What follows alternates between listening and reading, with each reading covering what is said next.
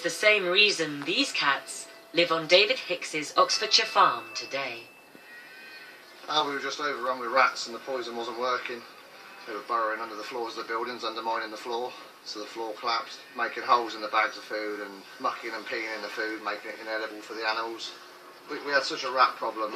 In the end, a friend suggested we got some cats because they sorted his rat problem out. We're 3-4 years on now. We've got lots of cats but no rats. This relationship explains why it was beneficial for cats to hold on to their wild side. Cats like these must live much in the same way as we imagine cats must have lived right at the beginning of domestication, when cats were first beginning to associate themselves with man. These cats are really here as hunters. They're here to keep the rats and mice down on this farm. And in that respect, they behave much like wild animals. They use the same hunting tactics that wild cats do. And every cat still has within it the instinct to go hunting.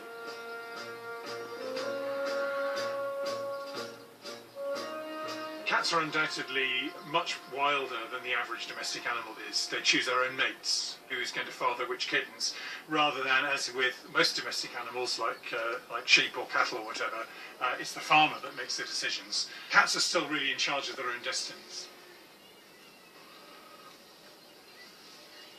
And whether they do become our pets is down to how they're reared as kittens. There is really a very short window of opportunity during which kittens can learn about how to socialise with people. It's just between about 4 weeks of age and about 8 weeks, which is considerably shorter than other domestic animals. So if a kitten doesn't meet people within that first 8 weeks, then it essentially goes feral. It becomes an animal which is more or less like a wild animal. It's still got the domestic genes in it, but it is, in terms of its behaviour and its attitude to people, much more like a wild animal.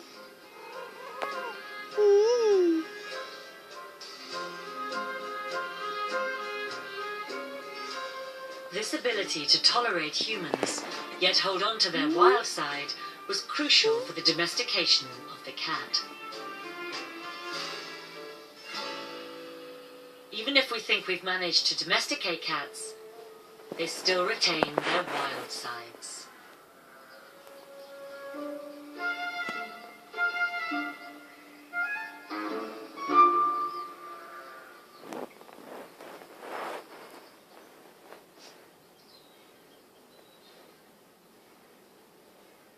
And that's because cats remain natural-born hunters.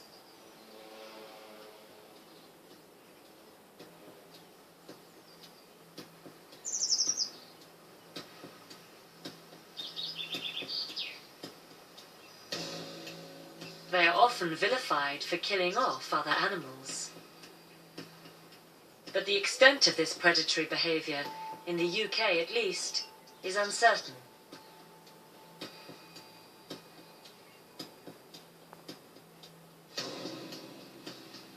We found this mole here this morning. We don't know if Ginger caught it or not, but it's dead.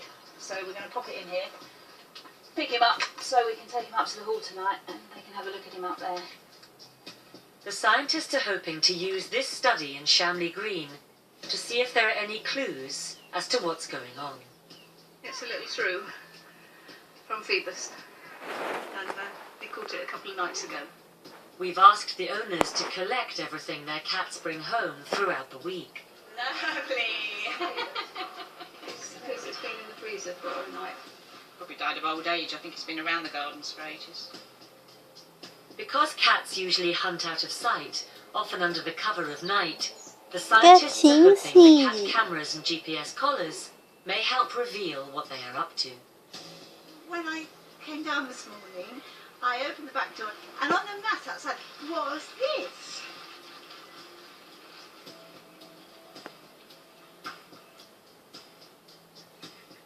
Bit of a bird thing on the back lawn, is it? Yeah, on the back lawn, yeah. I think it's a bird. He walked in very nonchalantly, looking very satisfied. So I went out and had a look, and all that was left was one eyeball. Cindy? Oh, Cindy. That's the green over here. This is the other green. John, Sarah and Alan have started combing through the Gatinho, cat's traces Cindy. to look for unusual nighttime Cadê o activity gatinho? which may indicate hunting. So that's Billy. Oh, and he looks like he's travelling up to a farm or a single household on a single trip.